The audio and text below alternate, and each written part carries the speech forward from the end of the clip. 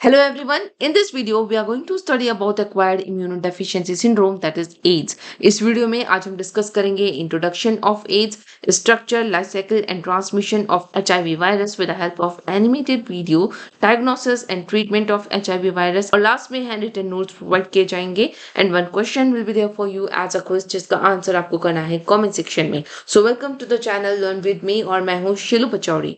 AIDS is acquired immunodeficiency syndrome. Acquired means it will be received after birth. ये parents से progenies में genetically transferred नहीं होते. It will be received from the environment. Immuno stands for immune system. Deficient means lacking. Immune system weak होने की वजह से immune response की कमी हो जाएगी. Syndrome stands for the group of symptoms. Because of हमारा इम्यून रिस्पॉन्स वीक हो चुका है तो बहुत सारे ऑपर्चुनिस्टिक ऑर्गेनिजम्स हमारी बॉडी में अटैक करके हमारे डिफरेंट ऑर्गन्स को अफेक्ट करेंगे और as a result of which हमारी बॉडी में बहुत सारे सिम्टम्स दिखने लगते हैं.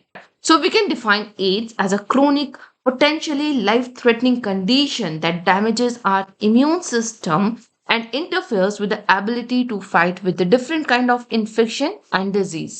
Now, अगर हम हिस्ट्री की बात करें तो it was first of all reported in 1981 in USC, but in India it was reported in 1986 और इंडिया में सबसे पहले ये चेन्नई में रिपोर्ट किया गया. Last 25 years में it killed more than 25 million people. इससे आपको एक आइडिया लग जाएगा कि ये एड्स कितना डेडली हो सकता है. The causative agent of AIDS is HIV. And the full form of HIV is human immunodeficiency virus. It's very important from the exam point of view. अब ये HIV रेट्रोवायरस ग्रुप को belong करते हैं. Retrovirus groups क्या हैं आप इस image में देख सकते हैं. यहाँ पर जो इनका जेनेटिक मटेरियल होता है, this is the genetic material, वो होता है RNA. They don't contain DNA but they contain RNA as their genetic material. Again, this is also very important point. Now, HIV virus two different types के हो सकते हैं. It can be HIV-1 and HIV-2. अब इनमें difference क्या है? जो HIV first होते हैं they contain 8 genes in their genetic material whereas HIV-2 contain 9 genes in their genetic material. They both have zoonotic origins. इसका मतलब ये एनिमल से ओरिजिनेट हुए हैं. माना जाता है कि HIV-1 चिंपैंजी से और HIV-2 मंकी से ओरिजिनेट हुए हैं. HIV वायरस का लेंथ होता है approximately 100 nanometre in their diameter. HIV virus के बाहर प्रेजेंट होता है एक envelope which is made up of lipids and these envelopes have a spike-like structures which is made up of two subunits. The first one is GP41 जो कि membrane में embedded होगा as you can see in this image. That's why the name is given transmembrane glycoprotein क्योंकि ये membrane में embedded है. And दूसरा सब यूनिट विच इज GP120 वो सरफेस में प्रेजेंट होगा and that's why we call them as surface glycoproteins. Now these two different kind of proteins are encoded by the ENV genes which is present on the RNA genome. Spikes का एक सबसे important role है कि ये host को recognise करने में help करते हैं. अब HIV वायरस को कैसे पता चलेगा कि कौन से सेल को जाके इन्फेक्ट करना है? तो these spikes will help them to recognize their host cells. अब इसके बाद जो नेक्स्ट मेम्ब्रेन है दैट इज P17. उसके बाद आता है न्यूक्लियोकैप्सिड 6, न्यूक्लियोकैप्सिड 24 एंड P7 जो कि RNA जीनोम में एम्बेडेड होंगे. So these are the different proteins layer which are encoded by the gag genes. This region is called viral core जिसमें सबसे पहले तो हम बात करेंगे उनके जीनोम की. तो HIV वायरस का जो जेनेटिक मटेरियल है उसमें प्रेजेंट होते हैं दो single stranded RNA. This is the first single stranded RNA, this is the second single stranded RNA. Besides that इनके पास 3 डिफरेंट टाइप के एंजाइम्स होते हैं such as integrase enzyme, reverse transcriptase enzyme and protease enzyme. इन enzymes का function हम तब discuss करेंगे जब हम HIV की लाइफ साइकिल के बारे में बात करेंगे. So let's discuss the replication of retrovirus. This is a diagram of HIV virus. HIV के पास एक प्रोटीन है सरफेस में that is GP120 और इसकी खासियत ये है कि ये सिर्फ CD4 प्रोटीन से ही जाकर बाइंड हो सकते हैं and these CD4 proteins are present on the macrophages of the host cells. तो जब HIV वायरस हमारी बॉडी में एंटर करेगा और सर्कुलेटरी सिस्टम में मूव करेगा तो जहां भी उसे CD प्रोटीन्स दिखेंगे GP120 आकर इनसे अटैच हो जाएंगे and they'll bind to the macrophages. as a result of which the outer membrane of the virus and the immune cell will fuses together और वायरस अपने सारे कंटेंट मैक्रोफेजेस के अंदर इंसर्ट कर देते हैं। हम सबको पता है कि वायरसेस के पास होता है single stranded RNA as a genetic material and they contain two copies of the single stranded RNA. पर हमारी बॉडी में डीएनए प्रेजेंट होता है और ये डीएनए ट्रांसक्रिप्शन के बाद आरएनए और ट्रांसलेशन के बाद प्रोटीन का सिंथेसिस करता है। तो यहाँ पर आरएनए से डीएनए बनने के लिए कोई एंजाइम प्रेजेंट नहीं है। इसीलिए ये वायरस के पास एक स्पेशल प्रोटीन होता है जिसका नाम है रिवर्स ट्रांसक्रिप्टेज एंजाइम। अब ये रिवर्स ट्रांसक्रिप्टेज एंजाइम आरएनए से वापस डीएनए का फॉर्मेशन कर सकते हैं और इस प्रोसेस को कहा जाता है रिवर्स ट्रांसक्रिप्शन प्रोसेस।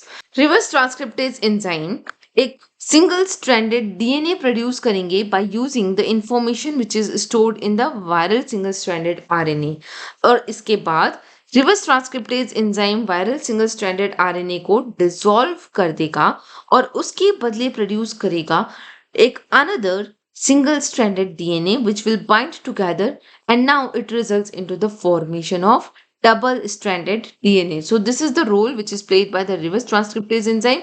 इसने क्या किया? Single stranded RNA से double stranded DNA का formation कर लिया। Now there is another enzyme जिसका नाम है integrase enzyme. इसका काम है होस्ट डीएनए को कट करना। तो ये क्या करेंगे? पहले तो होस्ट डीएनए को कट करेंगे, इसके बाद ये जो viral double stranded DNA transcriptase enzyme ने बनाया है इसको जाकर होस्ट सेल के साथ ज्वाइन करना। Now these viral DNAs get incorporated with the host DNA.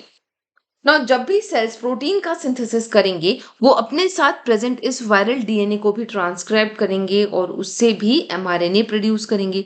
तो जब भी एमआरएनए बनेगा इसके पास होस्ट का एमआरएनए और वायरल एमआरएनए दोनों प्रोड्यूस होगा। अब इस एमआरएनए से जब प्रोटीन का सिंथेसिस होगा after the process of translation so it results into the formation of that protein which contain host protein as well as this viral protein. इस वायरल प्रोटीन के पास वो सारी चीजें हैं जो कि इस एचआईवी वायरस को प्रोड्यूस करने के लिए चाहिए। जैसे इनके पास एनवेलप बनाने के लिए प्रोटीन्स हैं, देन कैप्सिड्स बनाने के लिए प्रोटीन्स हैं, आरएनए के लिए they need protein. So these proteins are there to produce these different part of the viruses. पर अभी ये यूजेबल फॉर्म में नहीं है, इस प्रोटीन को यूज नहीं कर सकते to make the different parts of the viruses. तो इसके लिए अब एचआईवी वायरस एक और एंजाइम कैरी करके लाता है जिसका नाम है प्रोटीएज एंजाइम। ये प्रोटीएज एंजाइम इस वायरल प्रोटीन को छोटे छोटे फ्रेगमेंट्स में ब्रेक करेंगे। उसके साथ ही अब इन प्रोटीन्स में से कुछ प्रोटीन्स G120 भी बनाएंगे। वो G120 membrane की तरफ मूव करेंगे। So GP120 protein will move towards the cell surface and it pops out the cell membrane and it forms the curvature. So these GP120 will be utilized to make the spikes of the HIV virus and all the parts of the protein will be assembled to form a viruses and it slowly buds out of the immune cell and it results into the formation of new HIV cell. तो this is the reason कि HIV virus का cell membrane और हमारे cell membrane similar होते हैं। Now this newly synthesized HIV virus will enter our blood stream. Blood में present होंगे T helper cells. तो अब ये HIV वायरस जाके T हेल्पर सेल्स को इन्फेक्ट करना शुरू करेंगे। ये इनके अंदर एंटर करेंगे, रेप्लिकेट होंगे और अपनी मल्टीपल कॉपीज बनाएंगे। देखिए नॉर्मल कंडीशन में क्या होता है, जैसे ही कोई एंटीजन हमारी बॉडी में एंटर करेगा टी हेल्पर सेल्स को सबसे पहले इंफॉर्मेशन मिलती है। T helper cells cytokines release करके B cells, macrophages and T killer cells को स्टिमुलेट करेंगे ताकि वो अपना अपना काम शुरू करें। बी सेल्स क्या करेंगे, they will start producing antibodies. Macrophages और टी किलर सेल्स एंटीजेंस को किल करने का काम करेंगे। ठीक है, पर जब एचआईवी वायरस हेल्पर सेल्स को ही इन्फेक्ट करना शुरू कर देंगे तो इसकी वजह से टी हेल्पर सेल्स का नंबर डिक्रीज होना शुरू हो जाएगा in our bloodstream. So HIV virus T helper cells को ही इन्फेक्ट कर रहे हैं। अब टी हेल्पर सेल्स बाकी सेल्स को मैसेज नहीं भेज पाएगा कि हमारी बॉडी में कोई इन्फेक्शन हुआ है, इसीलिए अब इम्यून रिस्पॉन्स भी शो नहीं होगा। No immune response can be shown by the person who has been infected with the HIV virus. तो अब जब ऐसे इन्फेक्टेड पर्सन जो एचआईवी से इन्फेक्टेड हैं, अगर उनकी बॉडी में कोई बैक्टीरिया, वायरस या पैरासाइट आकर अटैक करता है, तो इनकी बॉडी में कोई इम्यून रिस्पॉन्स शो नहीं होगा against these organism, and these organisms can be life threatening for this person. Now let's discuss the different ways by which HIV can be transmitted from infected person to healthy person. आपको एक चीज याद रखनी है कि HIV के virus हमेशा body के फ्लूइड में ही प्रेजेंट होते हैं। तो जब भी फ्लूइड एक्सचेंज होगा between infected person and healthy person, तब चांसेस है कि HIV के वायरस भी ट्रांसमिट होंगे। अब ये फ्लूइड कैसे एक्सचेंज हो सकता है? अगर किसी इन्फेक्टेड पर्सन ने कोई सिरिंज यूज की और फिर वही नॉन स्टेराइल सिरिंज किसी हेल्दी पर्सन ने यूज करी, then ऐसे में the fluid can be exchanged and this HIV virus can transfer from infected person to healthy person. Now the second way is when the mother is pregnant and she is HIV positive, तो उसके placenta के अंदर जो baby है that can also be infected from HIV virus, क्योंकि जो placental fluid का exchange होगा between mother and the baby, that can also leads to the transmission of this HIV virus. Breastfeeding, अगर मदर HIV पॉजिटिव है तो milk के through ये virus transmit हो सकते हैं बेबी में। Third is by the blood transfusion. If the person is infected और उस इन्फेक्टेड पर्सन का ब्लड किसी हेल्दी पर्सन पे चढ़ा दिया जाए, then also this HIV can be transmitted and the same thing can happen with the organ transplantation as well. किसी infected person के ऑर्गन को भी अगर हेल्दी पर्सन की बॉडी में ट्रांसफर कर दिया जाए तो हेल्दी पर्सन को भी इन्फेक्शन हो सकता है। And the last method is by unprotected sex, because vaginal fluid and semen is also a body fluid, तो इसमें भी HIV के वायरस होंगे, तो इसके थ्रू भी HIV can be transmitted. So we can say that sexual contact में HIV transmit हो सकते हैं, इसलिए इसको STDs भी कहा जाएगा। STDs are the sexually transmitted disease which can transfer from infected person to healthy person. अगर हम प्रिवेंशन की बात करें तो जो भी इसके ट्रांसमिटिंग मोड हैं, इनको रोक दिया जाए, प्रिवेंट कर दिया जाए, तो HIV प्रिवेंट हो सकता है। कैसे हो सकता है? By using sterile syringe, tools use ना करें इन्फेक्टेड पर्सन का, ब्लड ट्रांसफ्यूजन और ऑर्गन ट्रांसप्लांटेशन के टाइम पर blood bank should make sure कि ब्लड कलेक्ट करते वक्त उस पर्सन को HIV ना हो। STDs को कैसे प्रोटेक्ट किया जा सकता है? By using different barriers such as condoms. It can prevent the exchange of fluid between these two persons, and up to a certain extent they can prevent the sexually transmitted disease. Now let's discuss the symptoms of AIDS. सबसे पहले macrophages infect होंगे, तो उस period को कहा जाएगा incubation period, जहां पर बॉडी में फ्लू जैसे सिम्टम्स देखने को मिल सकते हैं। ये अपेयर होंगे, कुछ दिनों में अपने आप ठीक हो जाएंगे, फिर अपेयर होंगे, and this process takes place like around months to years. धीरे धीरे जैसे जैसे इन्फेक्शन फैलना शुरू होगा, टी हेल्पर सेल्स में भी इन्फेक्शन फैलेगा। अब सिम्टम्स ज्यादा सीवियर होने शुरू हो जाएंगे, and these severe symptoms includes like fever and muscle pain.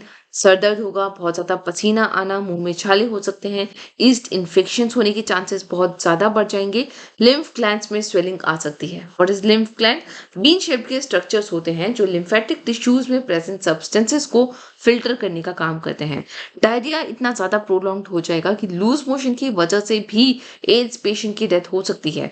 Then भूख नहीं लगेगी, लॉस ऑफ एपेटाइट हो सकता है। सो इम्यून सिस्टम के वीक होने से ये सारे सिम्टम्स ज्यादा प्रोलॉन्ग हो जाएंगे, और जितने भी अपॉर्चुनिस्टिक ऑर्गेनिजम्स हैं such as mycobacterium, toxoplasma etcetera, they will become life threatening for the people who are suffering from AIDS because they can cause the diseases such as tuberculosis या फिर pneumonia हो सकता है। तो ये ट्यूबरक्लोसिस निमोनिया की वजह से भी ये पर्सन की डेथ हो सकती है।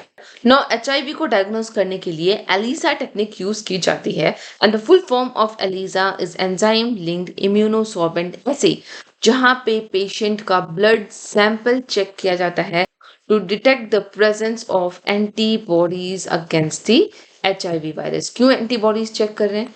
अगर पेशेंट की बॉडी में HIV के एंटीजेंस हैं तो ऑब्वियसली एंटीबॉडीज भी बने होंगे। अगर ये एंटीबॉडीज डेवलप हुए हैं that means that person is suffering from HIV। नहीं डेवलप हुए तो HIV नेगेटिव होंगे। इसके टेस्ट में इस तरह की किट यूज की जाती है। This plate is called microtiter plate, और इस माइक्रोटाइटर प्लेट में कलर डेवलपमेंट के बेसिस में पता चलता है whether the person is HIV positive or HIV negative.